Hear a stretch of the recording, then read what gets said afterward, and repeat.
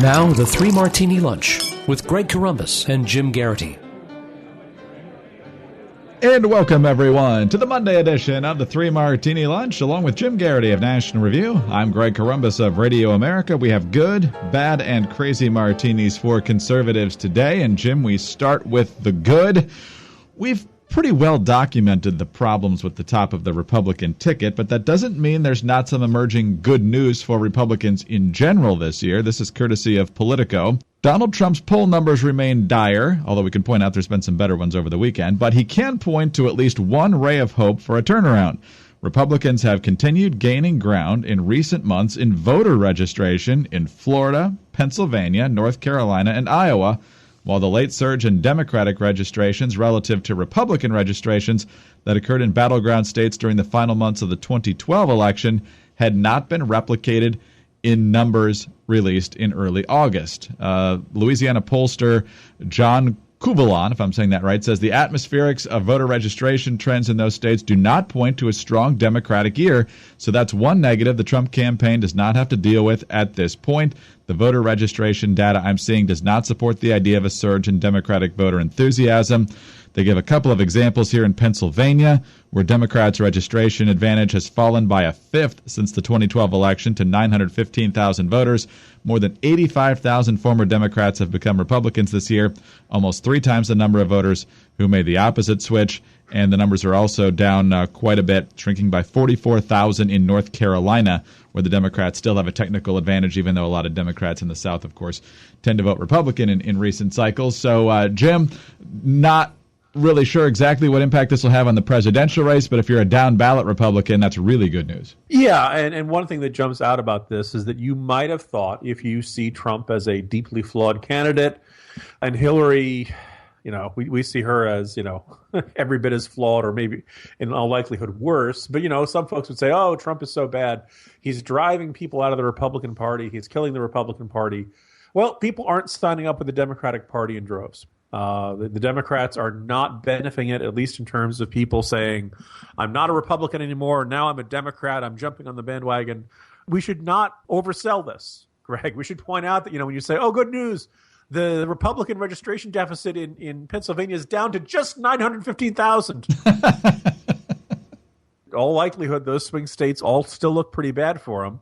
I am sure there are some Trump fans who will say, aha, this voter registration means that Trump's really going to win them, and hope lives eternally in the hearts of Trump fans and I guess every partisan everywhere. But look, it is an indicator that for those who argue that Trump has brought new people into the party, there's some evidence to point to that. This may have happened.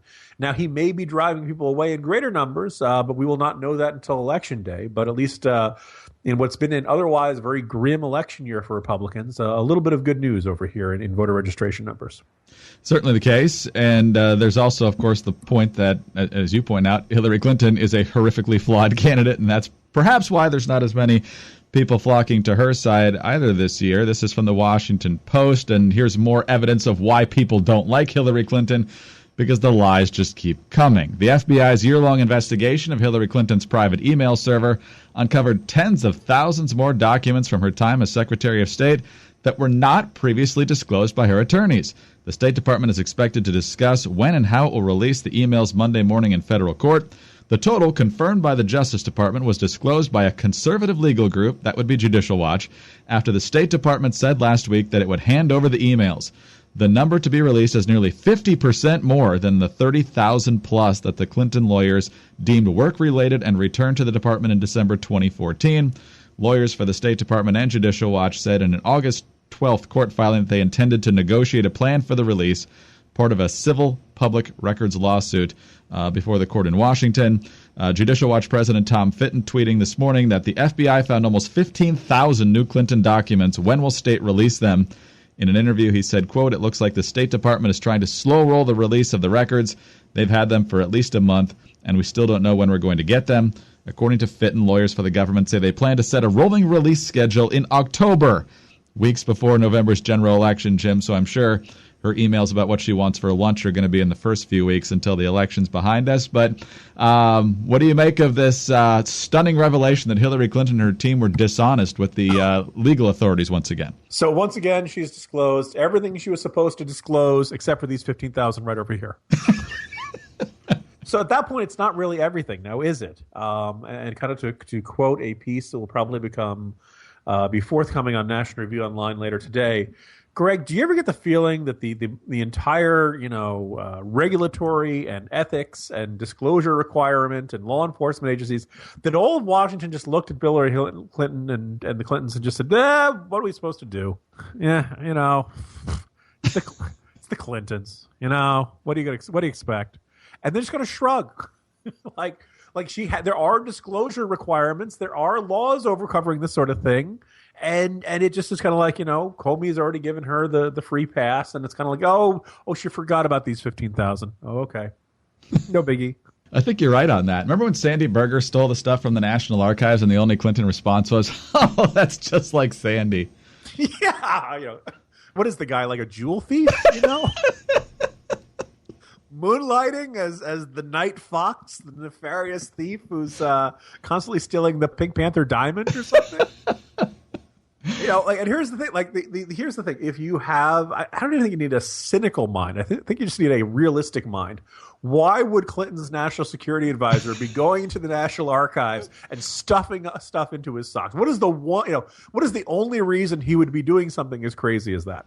Before testifying before the 9/11 Commission? I can't imagine. Yeah, that there's something really bad in there. There's something really embarrassing, something that is worth being called out by a librarian for having stuff, for having documents stuffed in your socks. And you got to be, it can't be just like, I belched in the middle of the national security meeting and it was really embarrassing or something like that. It had to be, don't worry about this bin Laden guy. What's he ever going to amount to? It's got to be something that looks so bad that it's worth it. And I don't think we ever figured out what was in those documents. No, I don't know either. I guess they remain classified. Because I assume they took them back. At least I would hope so. At least that's the ones they found. Greg, God knows where else he put them. But it all goes to show that when the Clintons have no answer whatsoever, it's exactly that. Amongst my crowd of conservative bloggers, Greg, we use the title of that infamous nonfiction book and just say, this town. This kind of mirthful response to cynicism of, oh, man, now that's some good corruption right there. That feels like this case of like, oh, I was supposed to disclose these 15,000 documents and I didn't. It slipped my mind. No, it didn't. Greg, I'm sure you and I are flawed human beings. We have made mistakes. Have you ever forgotten 15,000 documents? Nope. I write for a living. I don't know. It probably takes me like years to generate 15,000 documents. Yes. I write like 1, 2, 3 a day. That'll get me like 900 by the end of the year. So. We're talking about this on a scale. It's very hard to comprehend. So anyway. So yeah, Clinton's corrupt, film at 11. Don't worry. If the State Department doesn't release him before Election Day, I'm sure Julian Assange will. Boy, it's a dark day when we're rooting for Wikipedia. It's 2016, Jim. I don't know what else to tell you. That's making strange allies this year. But anyway, speaking of strangeness, let's move to the Crazy Martini. And by all accounts, last week was probably the most substantive, on-target, positive week for the Donald Trump campaign in a very, very long time. He got very good reviews from his trip to Louisiana. He, for the most part, stayed on message. He had, of course, the comments that we talked about where he regretted hurtful comments to people throughout the course of this campaign. Kellyanne Conway, the brand new campaign manager, perhaps deserves some credit for that. She was a guest on This Week with George Stephanopoulos, and so, of course, George Stephanopoulos kept after her on whether Trump is actually sorry that he said these things. Is he sorry that other people had their feelings hurt? Did he actually apologize to the cons, to John McCain, to Judge Curiel? And this was clearly the dominant line of the questioning. And as that happened, George Stephanopoulos played a video from earlier this campaign season when Kellyanne Conway was working for a super PAC that was supporting Ted Cruz, where, when talking about Donald Trump, she said, "It's vulgar, and do I want somebody who hurls personal insults or who goes and talks about philosophical differences?" So Stephanopoulos says, well, now you're supporting Trump. How do you square that circle? And here's what she said. I don't like when people hurl personal insults. That will never change. That's not my style. I'm a mother of 4 small children. It'd be a terrible example for me to feel otherwise. You think Mr. Trump's going to change on that? Well, but he doesn't hurl personal insult. In other words, he, just this week, look what he talked about. He's bringing the case right to communities of color in Michigan, and he's speaking to all Americans when he does that. And she kept going on with a pretty strong on-message statement. Jim, you almost felt like she caught herself at the very end of that first sentence in that response when she said that Trump doesn't hurl personal insults because she knows that there's way too many tweets and video to back up the contrary. And as you point out in the corner today, Donald Trump did a pretty good job of blowing that up himself this morning. Apparently he was watching Morning Joe and sent out a couple of tweets, one of which is, tried watching low-rated Morning Joe this morning. Unwatchable. At Morning Mika is off the wall, a neurotic and not very bright mess. And he says, someday when things calm down, I'll tell the real story of at Joe NBC and his very insecure longtime girlfriend at Morning Mika. 2 clowns. So, Jim, I don't know if this is the beginning of the end of this pivot or whether it's just Trump being Trump. I'm less surprised by his actions than by Kellyanne Conway, who has, up until, officially signing on with the Trump campaign, seemed to be a relatively clear-headed individual. And deep down, she, in her gut, if you put it back to her again, I'm pretty sure she'd say, yeah, he does hurl personal insults. It's kind of a silly assertion for her. Maybe she was just, not. She was just in spin mode, and it was just kind of like, if you said, Trump doesn't have a distinctive haircut, or Trump hasn't. No, he doesn't. Trump puts his name on buildings. No, he doesn't. Kind of this reflexive, all-purpose denial. Way back when, in the Mesozoic era, when I covered Bob Torricelli for the Bergen Record, I used to have a macro on my computer that said, Torricelli spokeswoman Deborah DeShong vehemently denied the allegations. And just whatever the story of the day was, I would just say, Deborah, yeah, okay, and just put it in there. And you get into that mode of all that. Now, she could easily have said, I really wish he wouldn't do that. I think it distracts from his core message, which is very popular. There are a lot of things you could say, but instead, no, he doesn't hurl personal insults. Yes, he does. So, again, I kind of feel bad for Trump's surrogates who have to go out there and try to insist that 2 + 2 = 5. Rudy Giuliani was just recently saying that, of course, Hillary has health problems. Just Google it. Yeah, you can find sites that say Hillary's, had 4 different strokes in the past week, and she's, got robo legs and all these other kind of crazy conspiracy theories. But she does get in front of audiences and seems to be in relatively okay health for a woman of her age. No one has seen her pass out or collapse or anything like that. If I'm making the case against Hillary, that doesn't strike me as the easiest avenue. I think there are much better ones in terms of her ideology, in terms of her record, in terms of what she's done in state, and most glaringly, obviously, her honesty, and as we talked about with the Clinton Foundation, her corruption. But instead, they're going to say, Google it. There's health. So this is what Trump does to his surrogates, and I feel he not only is he doesn't serve himself well, and he puts everybody else in a worse position, and. But hey, he's got still got plenty of time to fix it, Greg. There's voting doesn't start for a couple of weeks.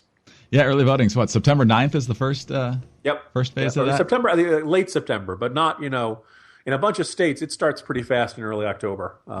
So, chop people. Jim, he doesn't hurl personal insults, but actually he does, but he does it to make America great again. So you have to put it all in context. Big insults. He insults bigly. Huge insults. Can't wait to see what this week has in store for us. Jim, talk to you tomorrow. See you tomorrow. Jim Garrity of National Review. I'm Greg Corombos of Radio America. Thanks very much for being with us today, and be sure to tune in again on Tuesday for the next 3 Martini Lunch.